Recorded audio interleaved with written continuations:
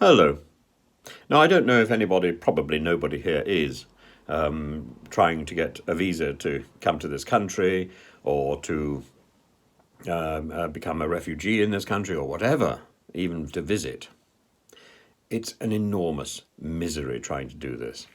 Believe me, I know. For many years, I looked after students who were studying in the UK and had come to study here from other countries.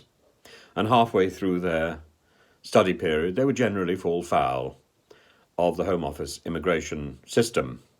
And I can't think of a single student that I knew who didn't have some trouble at some point or other with the immigration system, with the visa system. And it's pernicious. And at one point, I went off to see my local MP about it. Her name was Andrea Leadsom, and she harangued me for about 15 minutes and didn't let me get a word in edgeways, and eventually I complained, and she then told me to go and see the Home Office Minister, who was called Theresa May. And she did much the same sort of thing, and I felt really quite browbeaten by these MPs.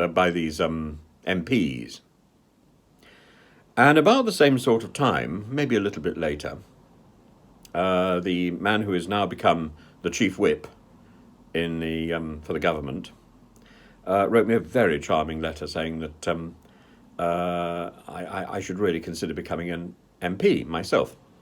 And I thought, well, that's very flattering, and so I did put in the work to do so. And then I found that having been put on a list, I would then have to work under Theresa May, with Andrea Leadsom in a very high position as the job which now I think Rees-Mogg has got. And I thought, no. And I quietly moved to one side. I just didn't fancy that experience of being hectored for 10 to 15 minutes and not being able to speak. And every time somebody asks me for advice about visas or about refugee advice and so on, I find myself going through the same meandering misery. And now Parliament members are bound to tell you that they can't give you any advice. You have to go and get it from professionals. And they give you this long list of solicitors and legal entities in alphabetical order. And most of them don't have telephones that function. A little bit like Equity, a little bit like the Ministry of Digital Media, Culture and Sport. And you sort of despair. And where does all this come from? Well, of course, it's all about trying to duck responsibility. Not my job, Gov. And it's exhausting. It's exhausting. There has to come a point where somebody takes responsibility for somebody else.